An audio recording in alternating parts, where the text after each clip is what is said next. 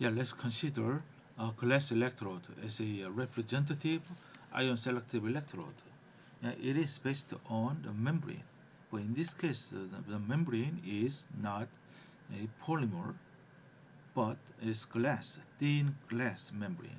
Okay, so glass electrode has been uh, was developed a long time ago, more than a century ago, but still it is the most widely used electrode to measure pH.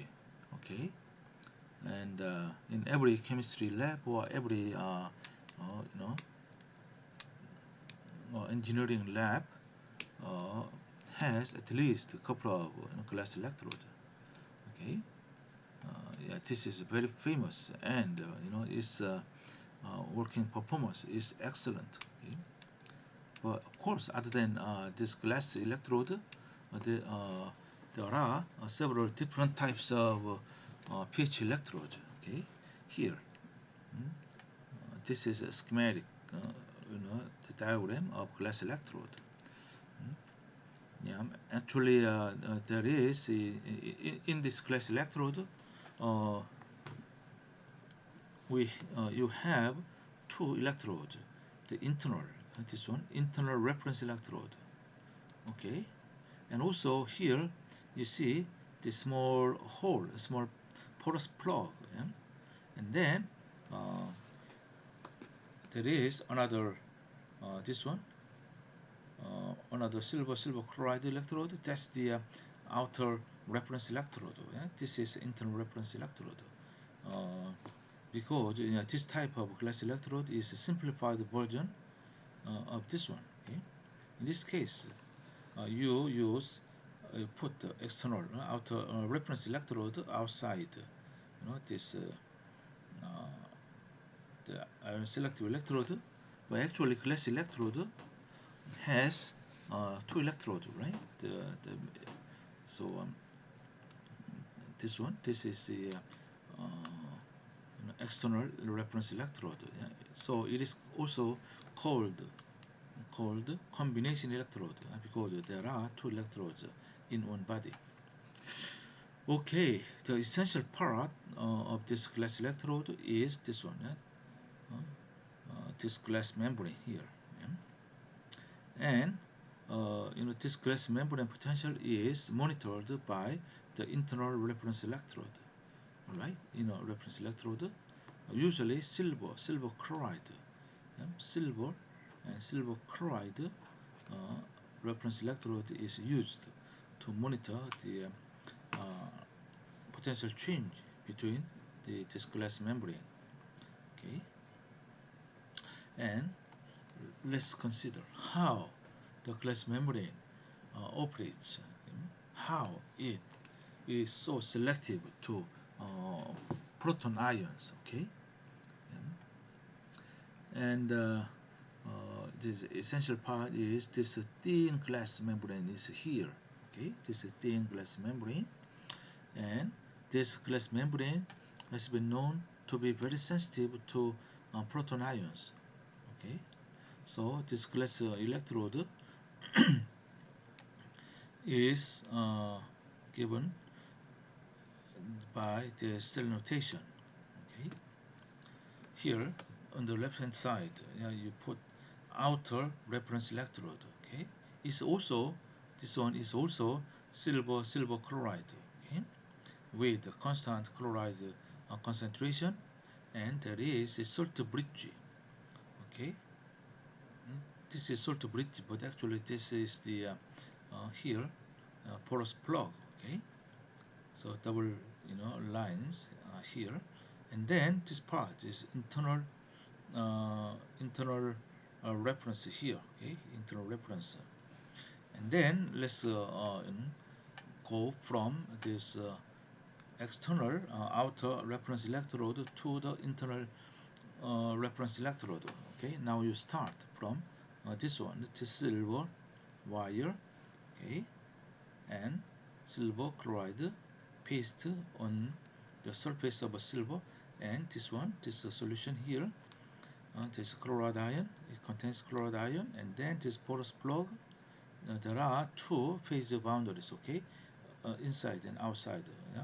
And then here, outside, proton, ions here, and then what? And then you meet this glass membrane here.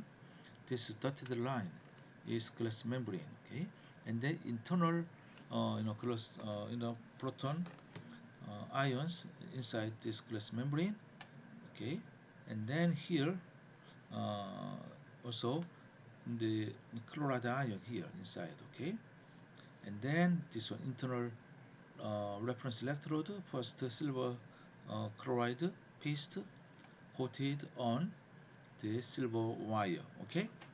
So now which one is uh, variable here, yeah? Let's see, can you identify it?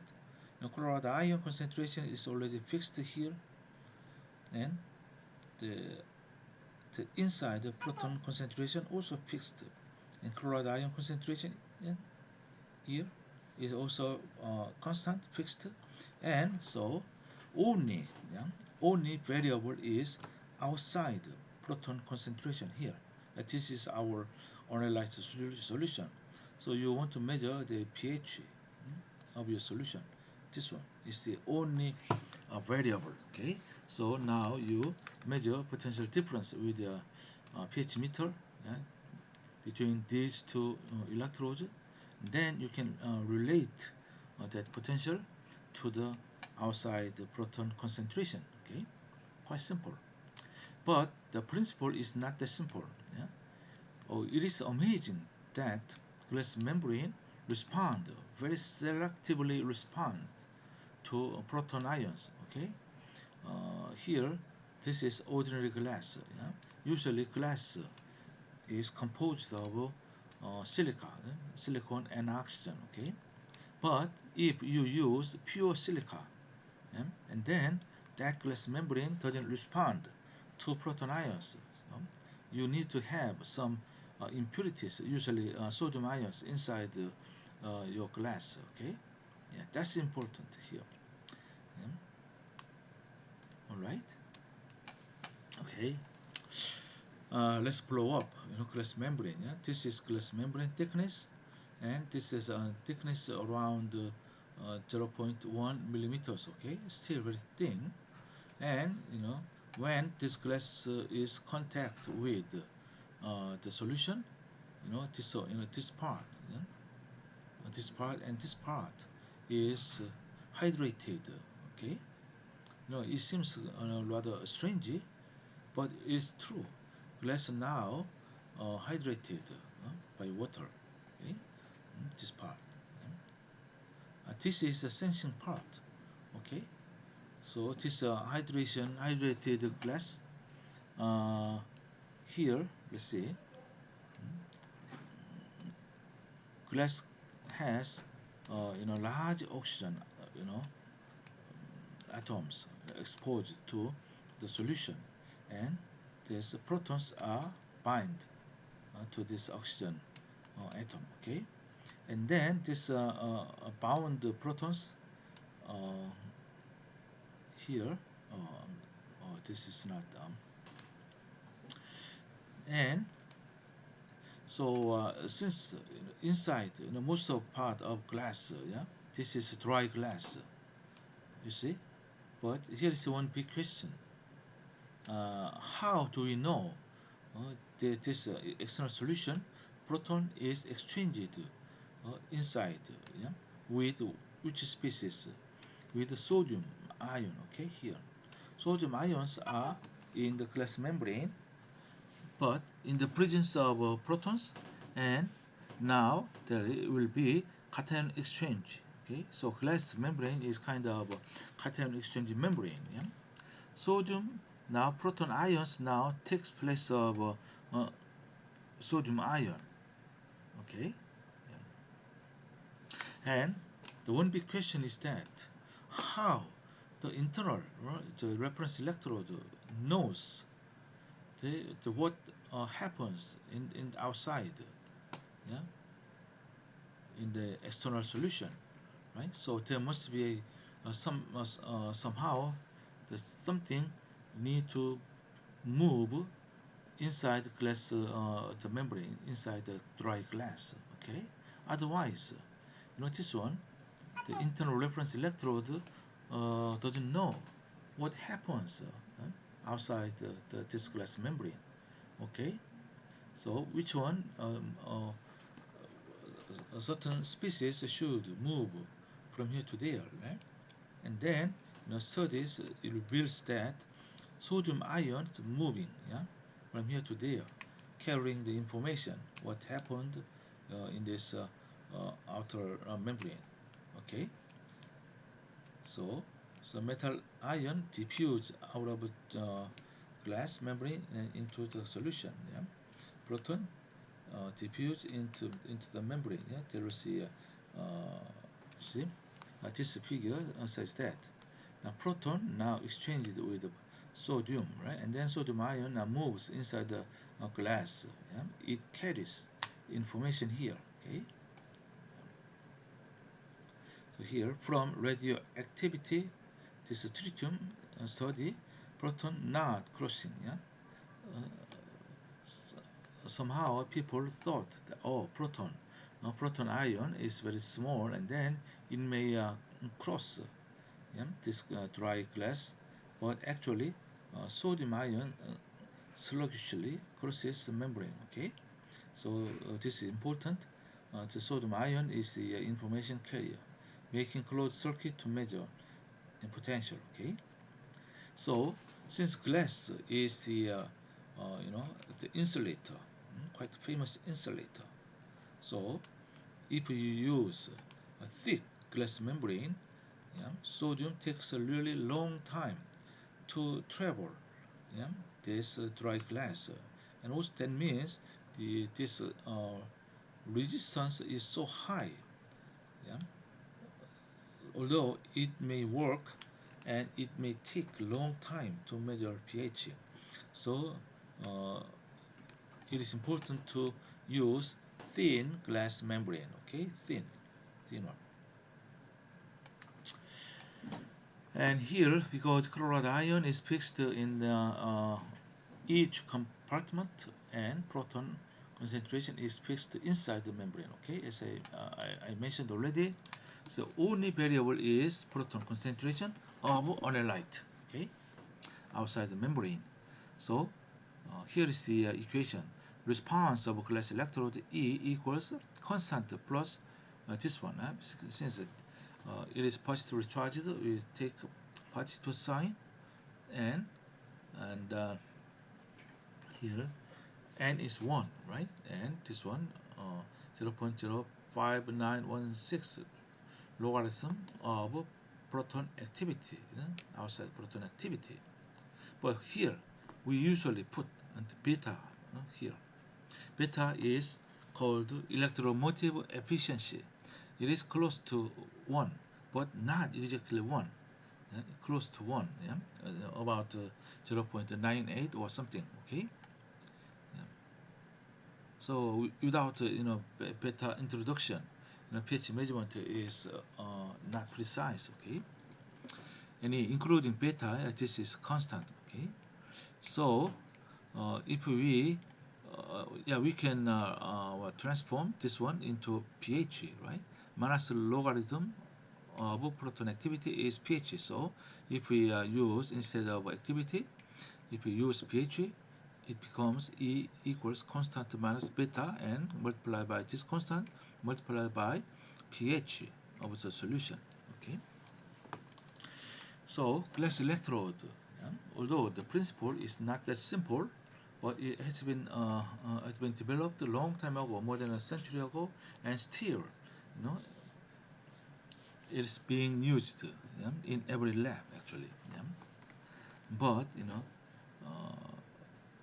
so principle is the same, but people invented the well performing glass electrode. Yeah.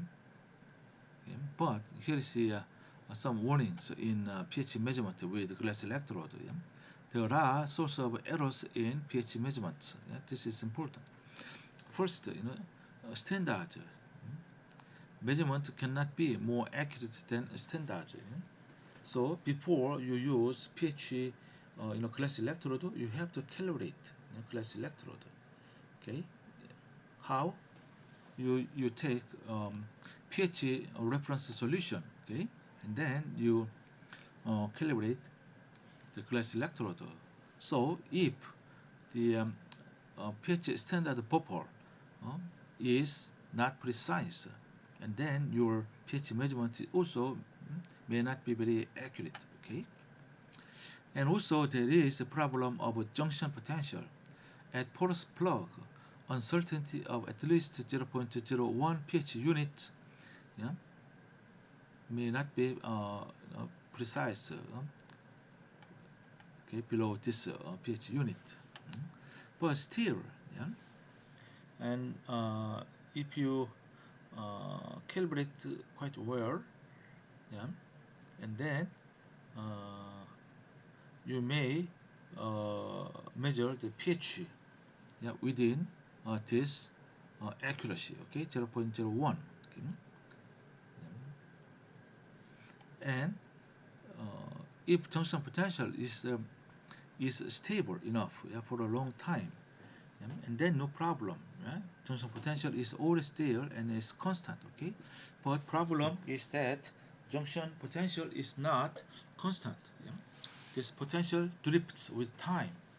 Okay, so the recommendation is that you calibrate once a day. Okay, now you use the pH meter, okay, glass electrode, yesterday, and then today you want to use glass electrode again, and then you need to calibrate again. Okay, and tomorrow you do the calibration again. Okay, once a day. There is a error called sodium error or alkaline error. Yeah? This is what? When the proton concentration is very low, and then sodium concentration is high, and the glass electrode respond to sodium ion rather than proton ion. Yeah? So it is this sodium error occurs at high pH. Yeah? So that's why it is called alkaline error. Yeah, let's see. Yeah? Let's consider you measure solution pH, whose pH is around, let's say 11, right? On pH 11, yes, proton concentration is what? 10 to minus 11. Wow, wow, is too low. But amazingly enough, glass electrode respond to such a very small, uh, very low proton concentration. Yeah? Actually, glass electrode is a excellent ion selective electrode. Yeah, but we are asking asking too much actually. Yeah? At high pH. Yeah? So at that high pH, proton concentration is too low, and then there will be a error, right?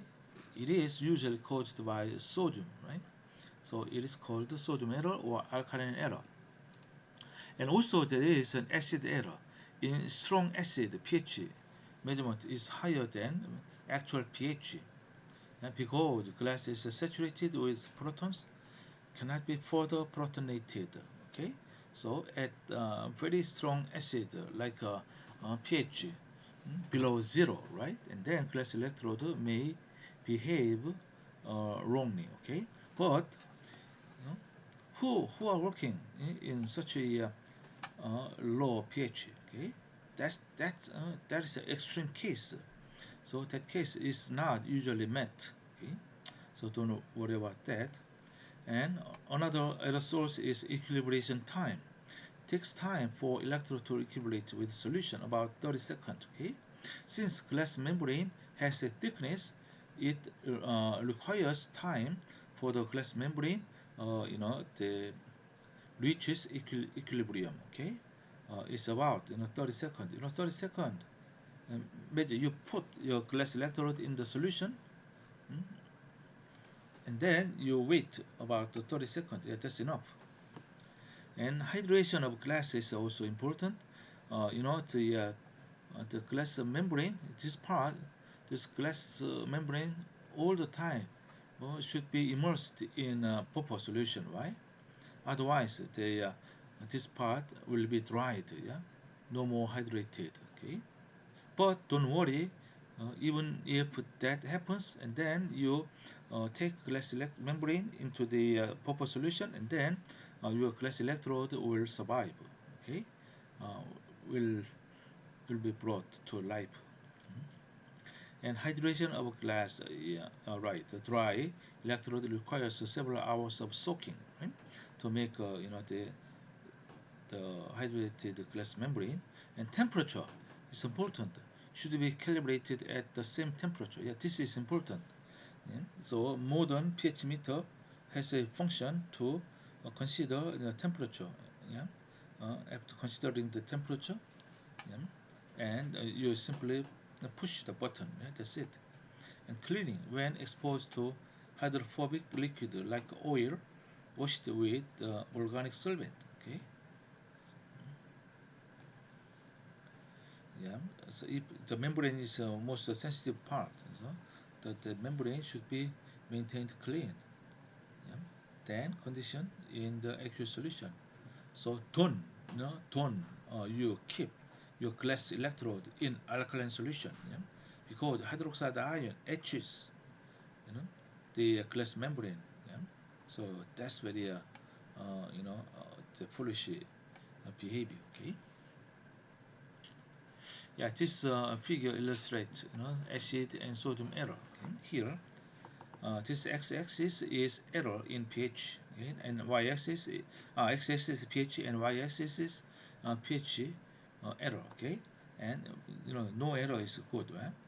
Depending on A, B, C, D, and E, F, G, they are different classes. Okay, there are many classes. Yeah? You see, the class G is best. Yeah? It gives accurate pH measurement from around 0 up to about 13, right? It gives excellent performance over the wide range of pH. But C, class C is what here? C is Corning 015 class. It contains 1 molar sodium ion, and it is working okay until up to pH 8, but it deviates. Okay, this is alkaline error, and this part is acid error. All right. So when you buy a glass electrode, you have to, read the specification. Okay, now how do we calibrate the glass electrode? As I said, a glass electrode is calibrated against the standard pH buffer. Okay, which means that uh, you have to have at least two pH buffers. Okay, and uh, those pH buffers are commercially available. Let's see. Now you bought pH buffer at pH 4 and 7. Now that is a usual case. Okay, and that buffer, different pH buffer has different colors. Okay? And at pH 4, for example, you know already. Yeah. Oh, this solution is pH 4, and then you measure uh, the potential of glass electrode. Yeah. Okay, and then you put your glass electrode into the pH 7 buffer, and then you measure potential. Yeah? And then you draw this line. Yeah? But actually calibration is done like this one. Yeah? Here E minus ES1, okay, uh, over pH minus pH standard buffer 1 equals, yeah, this one. Since this slope is the same, this is slope. Okay, and ES2 minus ES1 divided by PS2 minus PSS1. Okay, yeah. So uh, this is calibration, and you measure your unknown the electrode glass electrode potential, and then using this equation you know the unknown pH. Yeah? This seems rather complicated, but modern pH meter, yeah, modern instrument is almost all uh, you know the auto automatized. Okay, simply you put your glass electrode in pH 4 bubble and push the button. Okay, pH 4 button, and then you put your glass electrode into the pH 7 bubble, and also you put the button, yeah, at pH 7. Okay, and that's it. And then internal electronic circuit, yeah, inside the pH meter does everything. Okay, so you don't have to worry about. Okay? But before, you have to do this rather rather cumbersome procedure by yourself. Okay, but modern pH meter actually does it everything. Yeah? You simply you take two pH poppers and put your glass electrode, one at a time, yeah? and push, yeah? the button. That's it. And not only glass electrode but other the materials respond to pH change. The representative one is this one, iridium oxide. Yeah? And the reaction is like that. Iridium oxide now takes one proton and one electron to become iridium oxyhydroxide. Okay, and we can write the Nernst equation for this one. Yeah, E equals E0 minus this one. Okay, this is working very nicely. Okay, since this electrode, yeah, use iridium oxide, yeah, this iridium oxide can be made a wire, very thin wire. Okay, since this electrode is adequate to measure pH in a confined area or under extreme conditions. As you know, this glass electrode cannot be made small, right? It has a certain size. Okay? But there will be a case that you want to measure pH in a very small area. Okay, and then this glass electrode cannot be used. In the case, you use um, this iridium oxide pH electrode. Okay, that's the alternative to glass electrode. Okay, let's temporarily stop here.